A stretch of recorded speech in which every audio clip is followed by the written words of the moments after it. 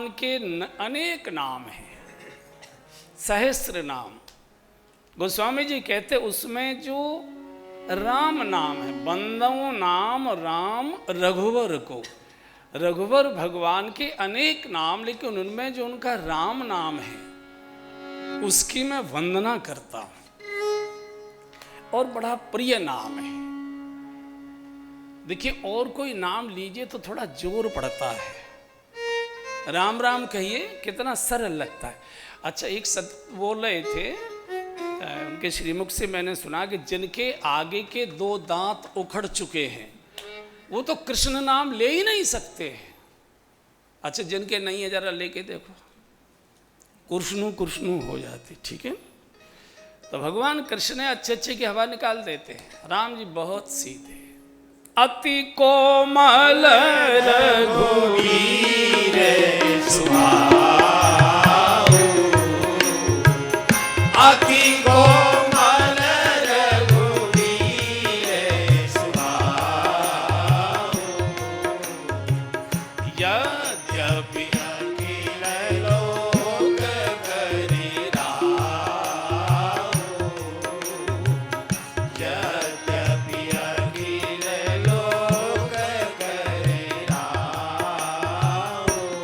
हाँ जी यद्यपि अखिल लोक करि राऊ, यद्यपि अखिल लोक करि राऊ। अति सरल, ऐसा कोई देवता दूसरा हुआ नहीं, कोई अवतार ऐसा। अति सरल सुशील, बहुत सीधे, बहुत अस स्वभाव कहूँ सुनहु न देखो, कभी खुलकर हंसते भी नहीं है। मन मुस्काई राम सिरुनाए, मन मुस्काई राम सिरुनाए, भृगुपति बकहि कुठार उठाए, भृगुपति बकहि कुठार उठाए, मन मुस्काई राम सिरुनाए, मन मुस्काई राम सिरुनाए। केवल हल्की स्माइलिंग देते हैं, कभी खुलकर हंसते भी नहीं है, इतने शील संकोच से भरे हुए, शील संकोच सुठ सरल स्वभाव, कृपा स्नेह सधन रघुराव। तो ये जो राम नाम है, कमजोर से कमजोर आदमी में, और राम नाम की कैसी महिमाएं हैं। वर्षों से झगड़ा, बोलचाल बंद है, मुकदमेबाजी हो रही है, लेकिन होली आई भैया राम राम, झगड़ा खत्म। एक बार बोल दो भैया राम राम, झगड़ा खत्म। जो सारे झगड़ों को शांत करता हो, आत्मीयता पैदा करता हो, गोस्वामी जी कहते हैं रघुवर के मैं उस राम नाम की वंदना करता हूं जो हेतु कृशानु भानु हिमकर को, कृशानु माने अग्नि, भानु माने सूर्य और हिमकर माने चंद्रमा, जो इन तीनों का हेतु है। इसमें तीनों में से आप राम तत्व निकाल दीजिए, रकार अकार और मकार, तो तीनों निर्हेतु व्यर्थ हो जाते हैं। कृशानु माने अग्नि, कृशानु में से राम का रकार निकाल दीजिए, कसानु बचता है, कोई अर्थ नहीं। भानु माने सूर्य, भानु में से राम का अकार निकाल दीजिए, भनु रह जाता है, कोई अर्थ। हिमकर माने चंद्रमा, हिमकर में से मां का राम का मकार निकाल दीजिए, हिकर बचता है, कोई अर्थ नहीं। हेतु कृशानु भानु हिमकर, और जो सूर्य चंद्रमा और अग्नि जिस कार्य को नहीं कर सकते वो कार्य श्री राम जी का नाम करता है। अग्नि केवल बाहर के कचरे को भस्म कर सकती है, जला सकती है, लेकिन भीतर हमारे अंदर अनेक प्रकार के दुर्गुण दुर्विचारों का कचरा भरा पड़ा है, उसे ये अग्नि भस्म नहीं कर सकती, उसे राम नाम का जप ही भस्म कर सकता है। सूर्य केवल बाहरी जगत के अंधेरे को दूर कर प्रकाशित कर सकता है, लेकिन जो हमारे भीतर अज्ञानांधकार है, मोहांधकार है, कामांधकार है, अनेक प्रकार के अंधकारों का जमघट जोड़ा है, वहाँ ये सूर्य की किरण प्रवेश नहीं कर सकती। वहाँ राम नाम के जप का प्रकाश ही प्रकाशित कर सकता है। हिमकर यानी चंद्रमा, चंद्रमा बाहर के जगत को शीतलता दे सकता है, लेकिन भीतर हमारे अंदर त्रिताप हमको दिन रात जला रहे हैं, काम, क्रोध, लोभ, ईर्ष्या, द्वेष, दुनिया भर के जलन, भीतर जलन, कितनी भी एसिडिटी की गोली खाओ शांत नहीं होती है। वहाँ राम नाम का जप ही शांत दे सकता है और किसी के बस नहीं। ऐसा हमने सुना है, लिखा भी है मानस में कि गोस्वामी जी ने जब रामचरितमानस की रचना कर ली, श्री अवध में रचना हुई, तो उस समय का एक नियम था कि कोई भी धार्मिक ग्रंथ का प्रचलन तब तक नहीं होता था जब तक उस ग्रंथ को काशी की विद्युत परिषद ओके नहीं कर देती थी, मान्यता नहीं दे देती थी। वहाँ जाकर सबको वहाँ से प्रमाण पत्र लेना पड़ता था। वो जब कहते थे हाँ ठीक है, तभी उसका देश में प्रसार प्रचार प्रचलन होता था। मानस लिख दी गई, अब ये मान्यता के लिए काशी पहुंचे।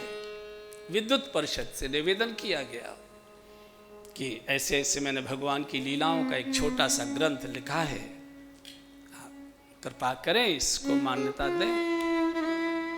तो एकदम विद्युत परिषद, क्या है इसमें, क्या रखा है तुमने इसमें? जैसे आप अटैची थैला लेकर जा रहे हैं और दो खाकी वर्दी वाले मिल गए, दिखाओ क्या है इसमें।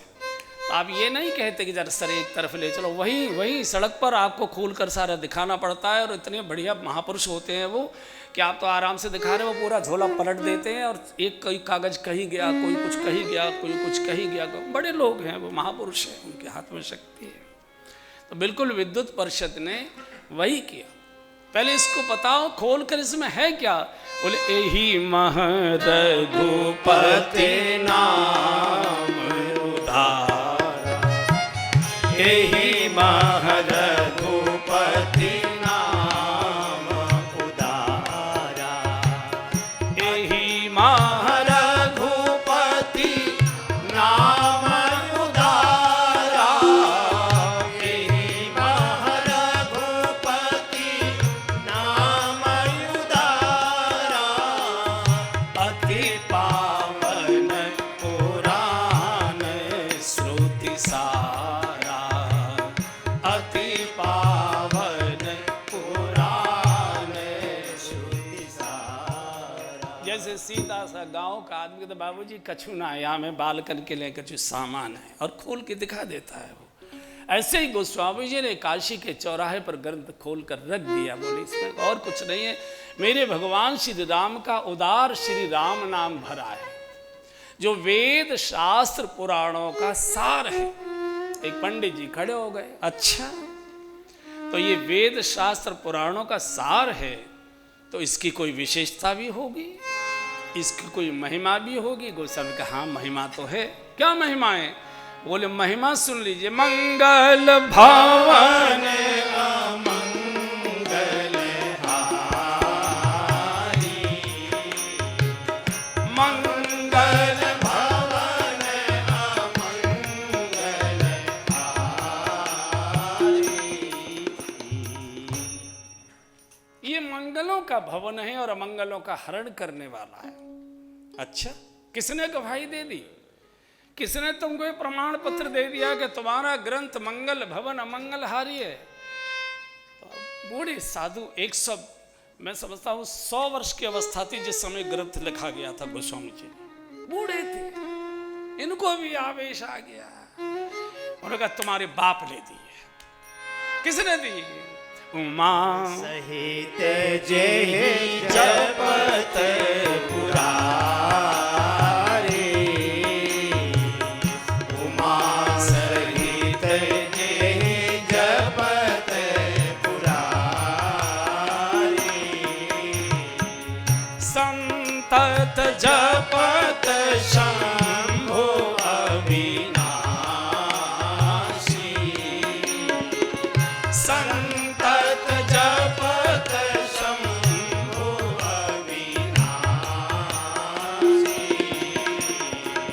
शिव भगवान ज्ञान गुण राशि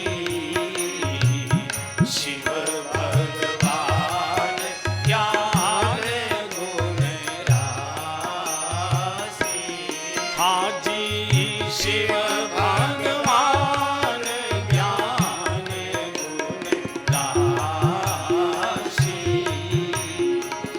शिव भगवान ज्ञान गुण अरे इतना ही नहीं, संतत जपत शंभो अविनाशी भगवान शिव इसका जप करते हैं। उमा सहित जय जपत पुरारी संतत प्रतिक्षण संतत जपत शंभु अविनाशी। नहीं माने पंडित जी, नहीं माने, विद्युत परिषद नहीं माने। बोले शिव जी से पूछो। फिर ग्रंथ को रात्रि को शिव के मंदिर में रखा गया, भगवान शिव के विग्रह पर रखा गया, जो भी वहां विग्रह है। द्वार बंद किया गया, चाबी काशी नरेश के पास पहुंचा दी गई। 500 वर्ष पुरानी घटना है। प्रातःकाल पूरी काशी के बहुत लोग दर्शन करने आए कि शिव क्या करते हैं। और जब काशी नरेश ने आकर द्वार खोला और ग्रंथ को देखा तो भगवान शिव के करकमलों से स्वर्णाक्षर में सत्यम शिवम सुंदरम लिखा हुआ था। पूरी काशी जय घोष करने लगी, गोस्वामी जी की जय जयकार होने लगी। और वहीं से काशी नरेश स्वयं अपने शीश पर लेकर पूरे काशी की सारी गलियों में जहाँ जहाँ देवालय थे, चारों ओर सर्वत्र रामचरितमानस की शोभा यात्रा निकाली गई। जिसको भगवान शिव स्वीकृति दे उसको कौन मना करेगा। मैं तुलना की बात नहीं बोल रहा हूँ कभी शास्त्रों का, ग्रंथों का, महापुरुषों का, संतों का, गुरुओं की ये तुलना नहीं करनी चाहिए। सभी के सभी अद्वितीय है, सभी अनुपम हैं, कोई किसी की, और सब अपने अपने सब पूज्य हैं। जिसको जो है आपको नहीं समझ आते होंगे, लेकिन जिसको आते हैं वो उसके लिए पूज्य है। तो तुलना नहीं करनी चाहिए, अविवेक है, ये अपराध है। लेकिन मैं केवल प्रसन्नता के लिए बोल रहा हूँ कि दुनिया के जितने भी संप्रदायों के धर्म ग्रंथ होंगे, दुनिया के, भारत के ही नहीं, दुनिया के, उनमें सर्वाधिक अगर किसी ग्रंथ का गायन हो रहा है तो रामचरितमानस का हो रहा है, इतना कहीं नहीं। वेदांत का प्रवचनकार हो, किसी भी पंथ संप्रदाय का प्रवचनकार हो, यहाँ तक आर्य समाज के भी। मैं स्वयं, मेरा जन्म आर्य समाजी परिवार में हुआ है बचपन से, और मैंने बहुत आर्य समाज के बड़े बड़े वरिष्ठ विद्वानों के प्रवचन सुने बहुत छोटी अवस्था से। मैं देखा करता था, शिव कुमार शास्त्री जी आते थे वहाँ, बड़े विद्वान थे। प्रकाशवीर शास्त्री जी आते थे वहाँ, बड़े विद्वान थे। लेकिन वो भी निर्गुण निराकार को प्रतिपादित करने के लिए उदाहरण चौपाई से ही देते थे, सिद्ध वो रामचरितमानस से ही करते थे। बिना मानस के कुछ नहीं होता। जैसे बिना तुलसी दल के भगवान भोग स्वीकार नहीं करते, ऐसे ही बिना तुलसीदास जी की चौपाइयों के भगवान भजन स्वीकार नहीं करते हैं। चौपाई आपको बोलनी ही पड़ेगी, इसके बिना। ऐसे श्री राम नाम की महिमा, और इसी नाम के बल पर जा सुनाम बल शंकर का, जा सुनाम बल शंकर का, जा सुनाम बल शंकर काशी, जा सुनाम बल शंकर काशी। देत सब ही समगति अविनाशी, देत सब ही समगति अविनाशी। काशी मरत जंतु अवलोकी। देखिए शंकर जी काम करते हैं। काशी में केवल शरीर छोड़ दीजिए, मोक्ष होगा, मुक्ति होगी। बाकी जगह प्रमाण पत्र साथ रखने पड़ते हैं, पाठ कितने किए, भजन कितने किए, माता पिता की सेवा कितनी की, गौ सेवा कितनी की, परोपकार कितना किया, धर्म पालन कितना किया, दान पुण्य कितना किया, तीर्थाटन कितना किया, 4 धाम कितनी बार किए, गंगा स्नान कितना हुआ, एकादशी व्रत का, बहुत सारी लिस्टें हैं वहाँ वो करने के लिए, एनओसी देने के लिए, बहुत सारी छोटी बहुत सारी। काशी एक ऐसा स्थान है जहाँ किसी एनओसी की कोई जरूरत नहीं, केवल आपने काशी में शरीर छोड़ा, काशी मुक्ति की भूमि है, अयोध्या वैराग्य की भजन की भूमि है, श्री वृंदावन रस की रास की भूमि है, नाचिए गाइए कीर्तन करिए, ये यहाँ की भूमि है। और बढ़िया बिहारी जी के बाहर गोलगप्पे खाइए, आलू की टिक्की खाइए, लस्सी पीजिए, उसी से भगवान मिल जाते, कुछ करने की आवश्यकता नहीं। ये रस की भूमि है, यहाँ तो केवल चारों रस ही रस बरस रहा है। तो काशी में शंकर जी का एक काम है, जो भी काशी का एक नियम है, पशु पक्षी जीव जंतु मनुष्य काशी मरत जंतु अवलोकी। शंकर जी कई गलियों में वो घूमा करते हैं, कौन मरा, कौवा मरा, गधा मरा, कुत्ता मरा, गाय गई, साधु मरा, गृहस्थी मरा, पापी मरा, पुण्यात्मा मरा। शंकर जी का यही काम है, जिन गलियों में नहीं जा पाते कई बार और ज़्यादा लोग हो जाते तो गण बताते हैं कि महाराज वहाँ वहाँ वहाँ और है, उधर उधर हम देख कर आए। काशी मरत जंतु अवलोकी, जास नाम बल करऊं विशो की। ऐसा हमने संतों के मुख से सुना है, अभी हमारा तो अनुभव नहीं है, कि जो भी प्राण छोड़ता है काशी में उसका दाहिना कार ऊपर रहता है। आपने देखा है मुर्दा जब लेटता है तो या तो ऐसे रहता है तो या तो ऐसे रहता है। लेकिन काशी की विशेषता ये है कि जब व्यक्ति शरीर छोड़ता है और पृथ्वी पर गिरता है तो या लिटाया जाता है तो उसका दाहिना कान ऊपर रहता है। शंकर जी उस दाहिने कान में राम मंत्र बोलते हैं और वो सीधा बैकुंठ जाता है, मोक्ष होता है। काशी मरत जंतु अवलोकी, मैं यही किया करता हूं, जास नाम बल करऊं विशो की। और सबको काशी की विशेषता है, न वहाँ कोई पुण्यात्मा है न वहाँ कोई पापात्मा है, वहाँ सब भगवान शिव के रिश्तेदार हैं, उनके प्रियजन हैं, उनके परिकर हैं। वो कैसा भी है भगवान शिव उसको मुक्त करते हैं। बड़ी सुंदर कथा आपने सुनी होगी जरूर। एक बार मार्कंडेय ऋषि, आपने नाम सुना होगा मार्कंडेय ऋषि। तो मार्कंडेय है ना, यहाँ पानीपत से करनाल से आगे है ना मार्कंडेय, वहाँ उनका है तपस्थली है, वहाँ उनकी मार्कंडेय, कुछ और आगे नाम लगता है उसका।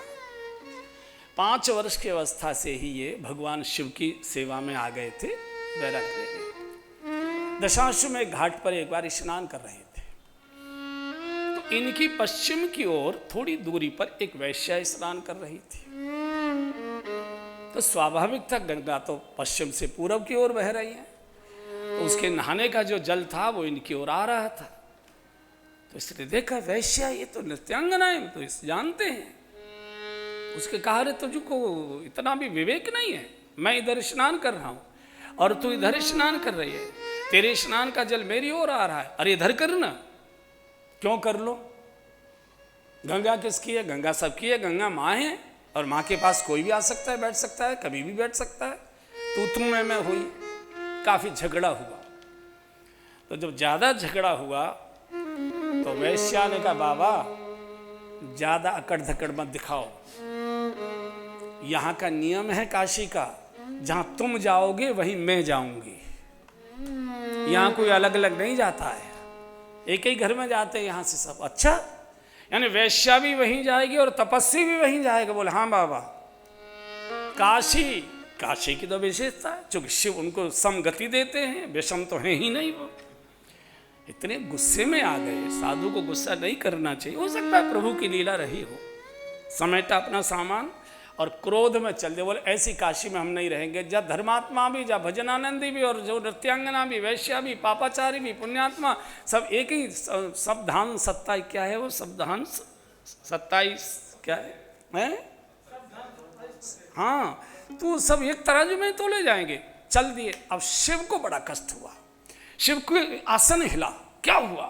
तो गंगा का वो सारा दृश्य दिखाई दे गया और शिव को लगा अरे मार्कंड जैसे महात्मा, इतने तपस्वी संत अगर काशी छोड़कर चले जाएंगे ये तो ठीक बात नहीं। तो प्रभु दौड़े, शिव दौड़े मार्कंडे जी को रोकने के लिए। ये तो बड़ी तेज, उससे मैंने चाल बहुत तेज होती है, आपने देखो जिनसे चला भी नहीं जाता वो भी तेज चलते हैं, ठम ठम ठम ऐसे चलते।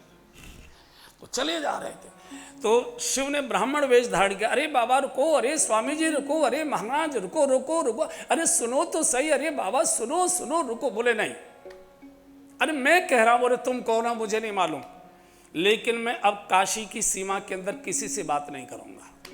बात करनी है काशी के बाहर आओ। ऐसी काशी से क्या लेना देना जहां सभी एक साथ तोले जाएंगे। और चलते चलते काशी की सीमा पर पहुंच गए। तो ब्राह्मण देवता के रूप में जो भगवान शिव थे उन्होंने और जल्दी जल्दी चल के रोक लिया। अरे रुको, अब तो काशी की सीमा आ गई ना। हाँ, अब बोलो क्या है, क्यों जा रहे हो? बोले ऐसी काशी में नहीं रहेंगे जहां तपस्वी भी और जहां वैश्या भी एक एक तराजू में तोले जाएं। तो ब्राह्मण वेश में शिव ने कहा बाबा नाराज मत होइए, ये काशी की कुछ महिमा है। इतने में क्या हुआ, दो घसहिरन आ रही थी सामने से, घास खोद कर ला रही थी। एक की गठरी में हरी हरी और सूखी मिली जुली घास थी, एक की थोड़ी ज़्यादा सूखी थी। जो घोड़े होते हैं ना कई बार सूखी घास को ज़्यादा अच्छा चबाते, तो तांगे वाले की पत्नी रही होगी जो भी, दो गठरी। तो इन ब्राह्मण देव शिव ने उनसे वो 2-2 पैसे 4-4 जो भी समय की कीमत होगी तो घास के गठरे खरीद लिए और दोनों घास के उनको जलाया। तो जो सूखी घास थी वो तो भरर भरर जलने लगी और जो गीली थी वो जल रही थी, लेकिन धुआं बहुत दे रही थी, गीली थी ना। तो ब्राह्मण देवता ने पूछा, शिव तो थे ही वो, कि महाराज अब ये बताइए, सामने आपने जलती हुई घास देखी, कैसे जली? बोले एक पूरी जल गई, राख हो गई, एक अध जली है, धुआं दे रही है। तब उन्होंने कहा कि देखो काशी सबको मुक्त करती है। जो पुण्यात्मा होते हैं वो तो सूखी घास की तरह तत्काल जले छोड़ा शरीर और सीधे मुक्त होते हैं, लेकिन जो पापाचारी जिनके कुछ पाप और कर्म शेष रहते हैं उनकी भैरवी यातना होती है, उनको अनेक प्रकार के कष्ट सहने पड़ते हैं। लेकिन मृत्यु के बाद सारे कष्टों को सहन करके जब मृत्यु होगी तो जाते वो भी वहीं उसी लोक में हैं, लेकिन थोड़ी देर लगती है। जो पुण्यात्मा होते हैं आप जैसे, वो तत्काल शरीर छूटा और वहां जाते। तो मार्कंडेय ऋषि का माथा ठनका। इतना गहरा तत्वज्ञान इतनी सरल भाषा में देने वाला ये है कौन? कोई सामान्य व्यक्ति तो हो नहीं सकता। इतना चिंतन किया ही था तो भगवान शिव प्रकट हो गए। बोले बाबा काशी मत छोड़ो, आप यही कुटिया बनाओ। और आप में से काशी जो गए होंगे, काशी की सीमा पर है मार्कंडेय महादेव का मंदिर, बहुत प्रसिद्ध, लाखों लोग दर्शन करने जाते हैं। कभी काशी जाने का अवसर मिले तो ये भगवान शिव का काम है। तुम पुण्यात्मा पापात्मा कैसे भी हो, मेरी शरण में आ गए, काशी आ गए, तो फिर मैं तुमको मुक्त ही करूंगा। ऐसा भगवान श्री राम का पावन नाम, ऐसा पावन नाम। भगवान शिव ने इसी नाम की ताकत से कालकूट फल दीन अमी को कितना भयानक विष पान किया। आपने ये घटना सुनी है। देवासुर संग्राम होने वाला था तो भगवान जानते थे कि देवता कमजोर हैं और दानव बहुत ताकतवर हैं और इनको परास्त कर देंगे। क्या किया जाए? लीला हुई, कहा कि देवताओं को अमृत पिला दिया जाए। अमृत समुद्र के गर्भ में, अमृत समुद्र के गर्भ में। तो भगवान ने देवता दानव दोनों को बुलाया। बोले देखो भाई, ब्रह्मा जी क्या दोनों ही संतान हो और हम कोई भेदभाव नहीं करते, दोनों को अमृत पिलाएंगे। तो दोनों मिलकर समुद्र मंथन करो। देवता भी राजी हो गए और दानव भी राजी हो गए। समुद्र मंथन की तैयारी हुई कि उसके गर्भ से अमृत निकलेगा, अमर हो जाएगी। लड़ते रहना, प्रेम से बने रहना, जब मित्रता हो जाए साथ रहना। तो समुद्र मंथन के लिए मदरियाचल लाया गया, वासुकी नाग की वो नेति बनाई गई, और वो इतना भारी था मदरियाचल के, डटे नहीं, तो भगवान ने कच्छप अवतार लेकर अपनी पीठ पर उसको धारण कराया और रई चली। हालांकि ये दानव मूर्ख होते, ताकतवर तो होते, मूर्ख थे। तो भगवान ने कहा कि तुम पूछ पकड़ लो, देवता मुंह की ओर हो जाएंगे। तो भाई हम पूछ की ओर जाएंगे हैं, हम तुम इनसे कम हैं, हम तो मुंह की। अच्छा, भगवान यही चाहते थे कि तुम मुंह की ओर आओ, क्योंकि सांप की जो पूछ होती है वो शीतल होती है, और मुंह तो विष से भरा हुआ था, तो आग उगलता है। तो जब वो मथानी वो रई चलाई, ऐसे पूरी नेति खींची गई, तो सांप की हड्डियां चरचर करें, क्रोध में आ गया, तो इतना जहर फुफकारा, आधे दानव तो पहले ही मार दिए उसने। बोले लो मरो। बोले हम तो पूछ के, और बोले अब नहीं, अब पूछ खत्म तुम्हारी, हमने पहले ही पूछा था तुमसे, अब तुम्हारी पूछ खत्म। तो अमृत तो बहुत बाद में निकला, पहले भयानक विष निकला, भयानक विष, और ऐसा लगा कि विष ही सबको जला देगा। अमृत तो बाद में पीने को कोई बचेगा, मुझे लगता है नहीं बचेगा। सब देवता बोले ये तो मार डालेगा। तो भगवान के पास समाचार का, प्रभु अमृत तो बाद की बात है, पहले विष सबको जलाए दे रहा है, इससे बचाइए ना। तो भगवान ने कहा कोई एक जना पी लो, झंझट खत्म करो। बोले नहीं, हम तो अमृत ही पिएंगे। और जो विष पीने के लिए तैयार नहीं है, वो अमृत पीने का भी अधिकारी नहीं होता। जो कांटों के पथ पर आया, फूलों के उपहार उसी को, जिसने मरना सीख लिया है, जीने का अधिकार उसे। भगवान ने कहा ठीक है, ऐसा करो, अच्छा घड़े मर लाओ। ले आए, देवता भाग के गए, ले आए। दानवों ने कहा ले जाओ ले जाओ ले जाओ। कहाँ जाएं? बोले जाओ ऋषिकेश की पहाड़ियों में, शिवालिक पहाड़ियों में आजकल शंकर जी तप कर रहे हैं, उनको पिला देना। बोले पी लेंगे? बोले हाँ, वो तुम्हारी तरह चतुर चालाक नहीं, भोले हैं वो, उनका नाम ही भोला है। अब कुछ आना कहने करे तो मेरा नाम ले देना कि भगवान ने ये प्रसाद भेजा। अब देखिए स्वार्थी देवता, इसलिए गोस्वामी जी हमेशा देवताओं पर जब टीका करते तो कोई ना कोई क्रोध का शब्द जोड़ दे।